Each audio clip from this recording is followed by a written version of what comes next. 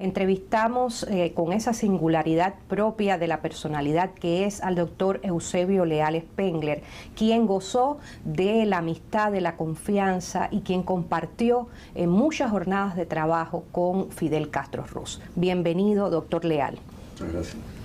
Quisiera empezar por algo que a usted habitualmente le he escuchado comentar, y era la capacidad que tenía Fidel de ser ese hombre de la cultura especial. Era un político que en el mundo contemporáneo pocas veces encontramos, con una cultura muy vasta, con una capacidad intelectual que desarrollaba a diario, y eso sé que para usted representó mucho en el encuentro que tuvieron ya después de posiciones comunes desde el punto de vista de lo que ideológicamente compartieron, del compromiso por Cuba que compartieron. Ese Fidel, hombre de la cultura, hombre del pensamiento y de las ideas, ¿cuánto le impresionó? Cuando conocí de él, a partir de los testimonios de su propia vida, supe que, por ejemplo, en los estudios universitarios fue capaz de llevar muchas asignaturas al mismo tiempo, estudiar y al mismo tiempo, como está en su expediente universitario, demostrar la enorme lucidez y capacidad que tenía y que lo caracterizaba. Ha sido un lector incansable, ha leído de todo lo necesario para el conocimiento de la historia de la humanidad, para el conocimiento de la cultura, de la literatura, del arte. Ahí entran muchas apreciaciones cruzadas en mi memoria, tanto de intelectuales que conocí, que lo conocieron, tanto de amigos y compañeros de lucha que lo conocieron también y estuvieron con él en momentos muy trascendentes. Y una de las cosas que más les impresionó fue su capacidad de adquirir conocimiento y su capacidad de proyectarlos en sus relaciones políticas, en su discurso político, y en esa extraña convicción que le acompañó desde los primeros años de su vida, de que su destino estaba ligado indisolublemente a una causa de justicia social, a una causa para la cual sacrificaría fortuna, tiempo, amigos, todo cuanto fue necesario dejar a un lado para llevar adelante lo que él consideró justo, conveniente y necesario para Cuba. ¿Eso le facilitó convertirse en el estadista, que sin dudas es Fidel, convertirse en el hombre de proyección internacional? En el camino de a dónde llegó Fidel en el universo todo, en el planeta todo, ¿qué hitos nos resaltaría Leal? Hitos que marcan a un Fidel estadista de altos quilates. Hay que depositar todo eso dentro de una personalidad muy singular. Un hombre de costumbre, un hombre muy pulcro, muy atildado, muy cuidado en su imagen en todo tiempo. Un caballero, quiere decir alguien que con cualquier persona, de cualquier ideología, de cualquier confesionalidad, podía hablar y conversar y traducir en su palabra ese sentimiento de respeto que la propia cultura, el conocimiento humano le dio como una virtud y como una capacidad. Yo lo recuerdo delante de mí conversando con figuras tan importantes como, voy a recordar ahora, a Rajiv Gandhi, por ejemplo, que era un hombre de gran refinamiento también personal. Lo recuerdo hablando con el Papa, por ejemplo, Juan Pablo II, y su impresión con relación al Papa.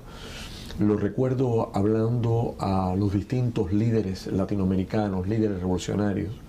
Lo recuerdo en las incontables visitas en las cuales guié a estadistas que él acompañó al centro histórico, o cuando nos encontramos un poco más privadamente, siempre aquel comedimiento, aquel sentido que lo llevaba desde cómo comportarse en una mesa hasta cómo hablar, cómo sentarse, cómo dirigirse a las personas. Él estaba consciente de que ejercía una especie de magnetismo sobre los demás. Y es que, a diferencia de lo que se cree, Fidel tenía una gran capacidad de escuchar, al mismo tiempo que una gran capacidad para lograr ser escuchado. Usted hablaba de los líderes latinoamericanos y sin duda con Hugo Chávez Frías la amistad de Fidel llegó a ser casi el amor filial, entrañable, entre un padre y un hijo. Pero usted fue protagonista del nacimiento, del surgimiento de esa relación, que se ha llegado a decir que Chávez fue el mejor amigo de Cuba, con toda razón. ¿Cómo fue ese abrir la puerta a una amistad para toda la vida? Él lo fue, sin duda, y yo que tuve la oportunidad, por lo que he vivido, de reestrechar la mano a distintos líderes mundiales y latinoamericanos, como fue, por ejemplo, las ocasiones en que saludé a Salvador Allende como senador visitante en Cuba, y luego lo recuerdo mucho en la visita ya presidencial. Lo recuerdo cuando le di la mano, era la mano también de un intelectual, la mano de un médico, era la mano de Allende, y recuerdo la presentación de Fidel hacia ellos, y te puedo asegurar que tengo fundamentos para creer que la persona con la que tuvo la mayor empatía, la persona que le sorprendió por su capacidad, por su memoria, por su patriotismo, que era como un manantial que brotaba de él de manera espontánea, también un lector poseedor de una memoria fotográfica increíble, fue Hugo Rafael. Y tuve la suerte de estar, si no el primero, entre los primeros cubanos que le conocí. Estuve presente en el recibimiento cuando él llega a Cuba, estuve presente en la primera conversación con Fidel de él, y recuerdo la fascinación que tuvo por aquel joven que venía por la huella de buscar en los escenarios militares progresistas latinoamericanos. No olvidemos a Torrijos, no olvidemos a la revolución de la Fuerza Armada en el Perú. Por ese camino andaba inicialmente, era un camino que debía recorrer, pues había sido un soldado formado, un soldado y un oficial nacido en el seno de la academia, que tuvo buenos maestros, que conocía al dedillo la historia de su supremo mentor, que era Bolívar, que lo fue también para Martí y lo fue también para Fidel. Quiere decir que estaban creadas las condiciones para lo que él fue. Y recuerdo el momento en que, estando juntos en Venezuela, tuve el honor de acompañar al comandante, Chávez le hace la solemne promesa de no defraudarlo. Y efectivamente así fue con la vida y con la muerte. Evocaba usted a Martí, y Martí fue el asidero de Fidel Castro. Ha dicho Eduardo Galeano que Fidel Castro tuvo la visión de convertir una colonia en patria. Y Martí en su tiempo dijo que cuando hay muchos hombres sin decoro, hay siempre otros que llevan en sí el decoro de muchos hombres. En esos hombres van miles de hombres, va un pueblo entero, va la dignidad humana. Incluso Martí llega a decir que se le deben perdonar los errores a esos grandes hombres, porque el bien que hicieron fue más que sus faltas. En ese enlace que podemos realizar entre Martí, el hombre que se convirtió en el que llevaba el ideario del asalto al cuartel Moncada, y el tránsito hacia la ideología que construyó y defendió Fidel Castro, ¿qué relación podemos establecer? Él fue profundamente martiano, no de fragmentos de la obra de Martí, sino de leer todas las biografías escritas, de leer la obra, sobre todo el epistolario, y él podía recordar con perfección distintos momentos, no solamente de la vida, sino de la obra política unitaria de Martí. A él le fascina cómo Martí logra, de un suceso, de las causas y razones que perdieron la guerra de los 10 años, abogar y crear, convertirse en el factor de la unidad. Y esa idea de la unidad va a estar permanentemente en el ideario político de Fidel. Nada que desuna es para él importante. Nos dice como Martí que hay que estar siempre viendo en la luz del sol y no la sombra. Nos dice que debemos situarnos perfectamente en el hecho político histórico que Martí supone y toda la historia del país. Y al mismo tiempo siente reverencia por aquellos que se sacrificaron en aras de ese ideal y no lograron alcanzarlo. Por eso Bolívar o Céspedes, por solamente situar dos, profundamente cespediano, sintió una reverencia profunda por el padre de la patria. Fidel en este sentido era absolutamente, no solamente un revolucionario, sino un revolucionario que partía de un gran patriotismo, de un gran sentido del deber, que se impuso él mismo como disciplina, Si de Martí se pudo decir que subía y bajaba escaleras como quien no tenía pulmones, que pasaba días enteros en vigilia, visitando y hablando, de Fidel igual. Yo lo he acompañado en jornadas inacabables que han comenzado por el día y por la noche. Y yo creo que su más grande obsesión era dejarle al pueblo cubano una bandera, un estandarte. Y yo creo que el servicio más grande, o el último servicio que ha prestado en vida a su patria, no es solamente haber dejado un acumulado de ideas, de proyectos, de iniciativas y de obras, sino también haberles dejado en este momento crucial una bandera no solo de resistencia, sino de triunfo. En el momento en que escuchamos expresiones groseras, en el momento en que escuchamos los que celebran la muerte, nosotros asistimos al espectáculo conmovedor de alguien que ha luchado tanto por la vida. Y la expresión del pueblo cubano en este instante, la que vamos a apreciar, la que sentimos, la que está contenida en ese silencio que percibimos por las calles, es la más grande manifestación de respeto a un hombre que se dio sin limitación ninguna a la causa de la patria y que tuvo a la patria por patria al mundo. Hay quienes auguran que después de Fidel Castro la revolución cubana desaparecerá, que las jóvenes generaciones no están preparadas para continuar ese legado, que el país irá definitivamente a convertirse en esa fruta madura que siempre se ha anhelado que caiga y que deje de ser la nación independiente para la cual Fidel luchó y nos preparó. ¿Qué opinión tiene Leal sobre esos que auguran el final de la revolución cubana? Un hormiguero es lo que verán, porque de pronto cuando tratan de tocar al país y tratan de tocarlo en su llaga o en su debilidad o en su defecto, encuentran de pronto, para sorpresa suya, un hormiguero. Y así es el pueblo cubano en este momento. Está tranquilo, pero muy celoso de la dignidad de la cual Fidel ha sido un símbolo absoluto y total. Yo tengo fe en el mejoramiento humano y en la utilidad de la virtud y en la vida futura, como decía Martín. Y sé lo que él ha significado y sé lo que él significará para las futuras generaciones. No se podrá escribir la historia del siglo XX, ni se podrá escribir la historia de Cuba sin mencionarlo a él. Será como lo que dijo una vez Máximo Gómez cuando alguien le preguntó sobre esto o aquello y respondió: prueben escribir la historia de Cuba sin mencionarme a mí. Y yo diría: prueben escribir la historia de Cuba sin mencionarlo a ellos. Usted porta hoy una corbata negra y tiene que ver con esos momentos íntimos que usted compartió con Fidel, con un Fidel que quizás nosotros no conocimos tanto como usted. Usted hablaba del gran caballero, pero también sé que conoció tanto de la inmensa bondad como de la cólera de un hombre muy especial. ¿Cómo era ese Fidel, el Fidel que usted pudo disfrutar más próximamente? Fidel me honró con su amistad y honró conmigo su amistad a mi madre, que era algo muy importante para mí, y él la apreció en su valor, como testigo de una época muy dura y muy difícil al que a ella le tocó vivir y que coincidió un poco generacionalmente con él, aunque le llevaba casi 20 años. Por eso estoy muy cerca del sentimiento humano, de la capacidad de ser también en un instante, o por un instante, porque él lo subordinaba todo, era político ante todo, y él comprendió el valor de la política y sacrificó aún sentimientos muy personales.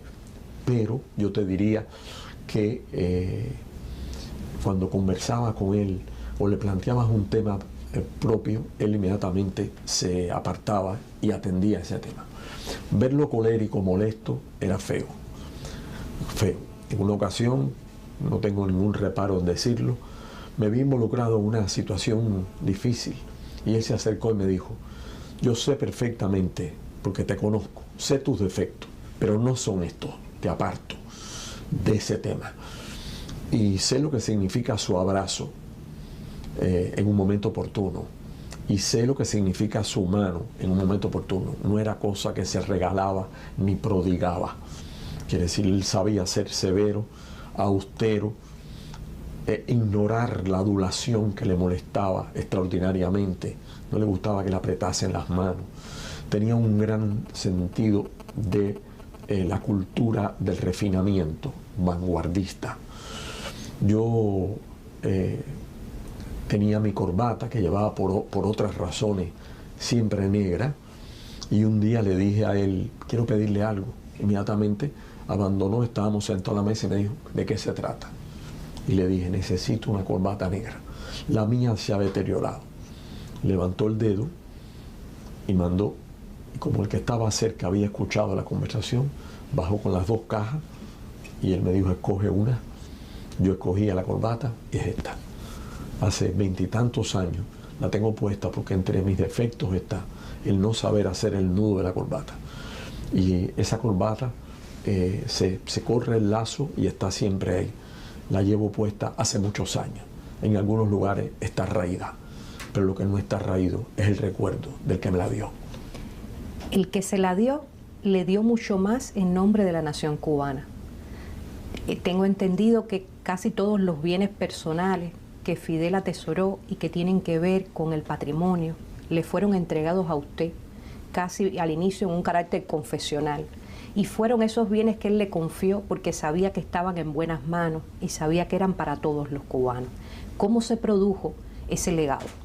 Bueno, cuando murió Celia, yo me ocupé personalmente por una designación de él de ordenar y clasificar todo lo que como jefe de Estado había recibido. En este sentido él fue muy pulcro porque allí estaba absolutamente todo, desde un pañuelo hasta un libro dedicado, hasta cualquier cosa de cualquier parte. Todo era, por lo demás, histórico. Si unos obreros en un campo de caña le habían hecho el regalo de una mocha de cortar caña, ahí estaba. Pero también habían cosas primorosas, regalos de los líderes de movimientos de liberación, de presidentes de todas partes del mundo, recuerdos, una biblioteca espléndida donde habían libros dedicados desde el Papa Juan Pablo, desde el Papa Juan XXIII hasta la madre de Gandhi, hasta Indira. Entonces un día me dijo, vamos, había comenzado el periodo especial y fuimos al lugar. Yo le había pedido varias veces ir. Él ya me había ordenado distribuirlo en todos los lugares en que fuera útil a Cuba.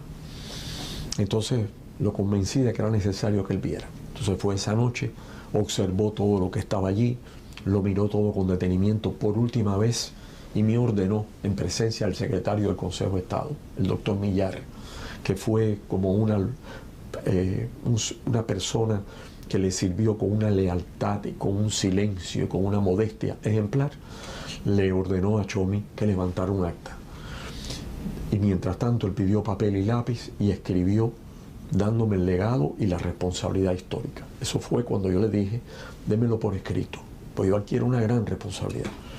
Así fue, el doctor Millar lo certificó y unas pocas horas después estábamos llevando a los asilos de ancianos, a los museos de toda la isla de Cuba, desde Sandino hasta Baracoa, las cosas personales que habían estado, con una sola cosa particular de él, que no se podía poner en la referencia, esto lo dio fulano, de ninguna manera, independientemente que muchas piezas bordadas, objetos primorosos de América Latina o del mundo llevaban su nombre.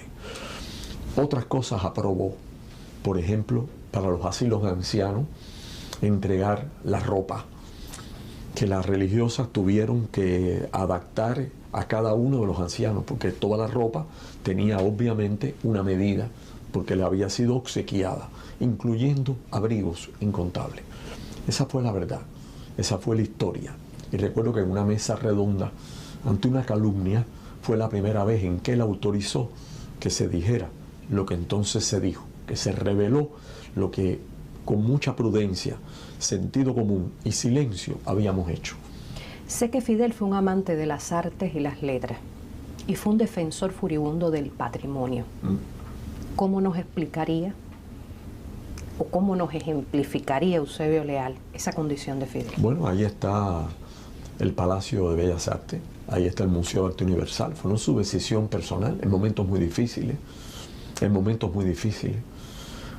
Otras voces siempre querían salvar a cambio de Fidel nunca, nunca. Yo tengo un escrito de él con relación a un automóvil muy bello que estaba a la venta por parte de la familia. Él ordenó comprarlo y pagar lo que la familia pedía y ponerme una nota que decía que no se venda a ningún precio. O el reloj del padre Varela, que pasó lo mismo, regalo de José Antonio Saco. O el decreto ley 143, que considero es el monumento a la política más avanzada a escala mundial en la preservación del patrimonio de cualquier nación, porque concedía personalidad jurídica, capacidad de poseer patrimonio, que subordinaba al interés de salvar esto, que lo veía como un bien extraordinario y que serviría de ejemplo para un movimiento nacional de restauración y rescate del patrimonio material. Entonces él, con la mente siempre puesta en los precursores, en los que habían luchado, en otros compañeros a los cuales él había encomendado esa tarea, viendo que en ese momento me correspondía, pues me dio esa facultad. Y hace unos pocos días tuve la satisfacción de hacerle llegar un mensaje cuando convertimos en una lápida de bronce sus palabras para perpetua memoria. Están colocadas sobre las piedras del antiguo Palacio de Gobierno en la Plaza de Armas. Y así lo comuniqué al general presidente, su hermano, también mi amigo y benefactor de la gran obra.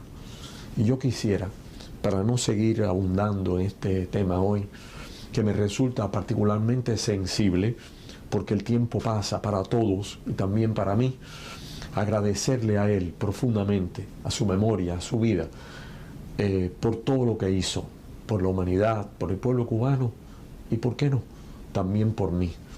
Quiero agradecerle mucho a su familia y enviarle mi profundo pesar a su viuda, Dalia Soto del Valle, a sus hijos todos, a su hermano Raúl, presidente de Cuba, a sus hermanas y, en fin, a todos los cubanos que en cualquier parte del mundo y a todas personas que en este instante sienten como suyo el dolor de su transitoria partida.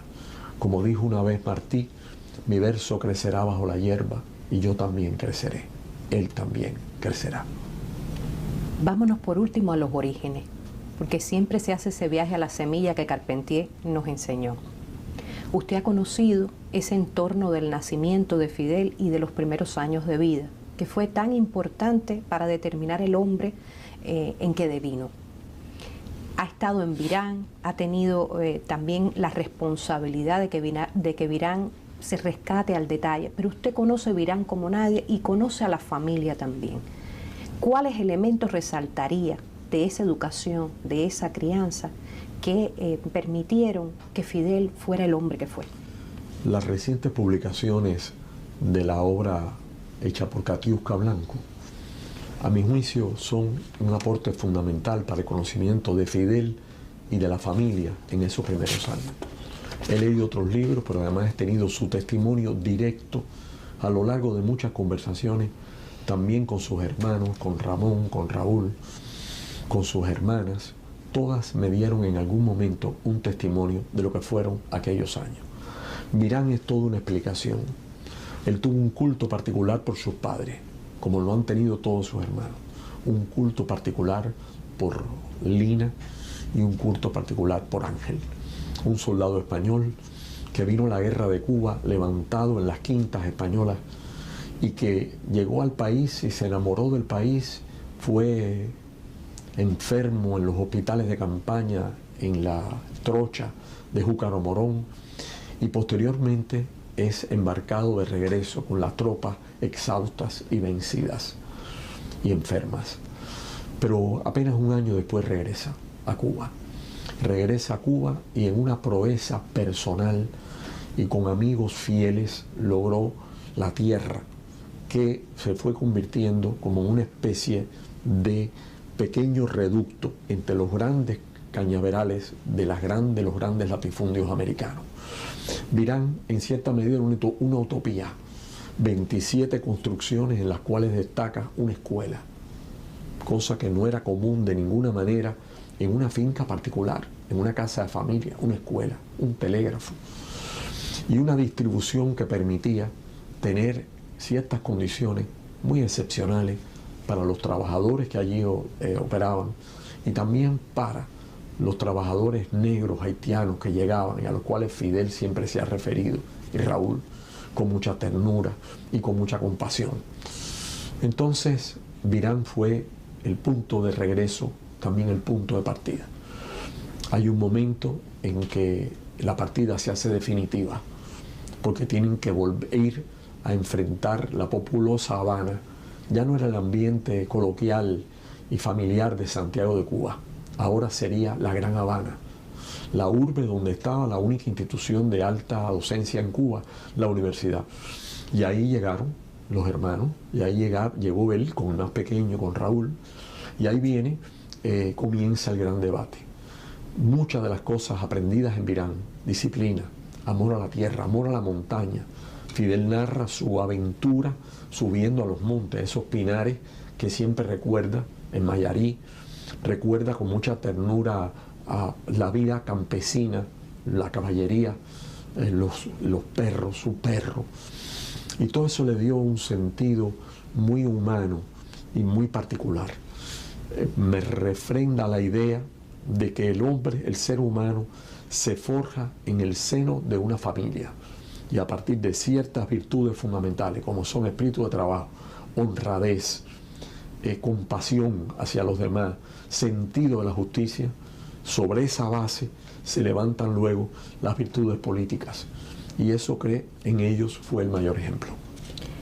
Le escuché decir en estos días algunos de los materiales que han evocado a Fidel. En uno, Fidel se refiere al Che, pero es como si se refiriera a él mismo hoy.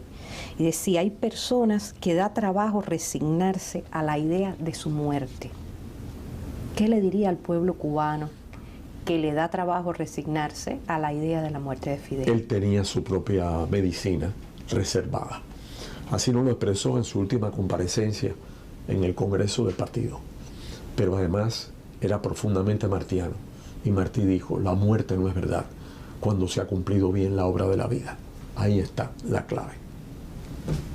Muchísimas gracias.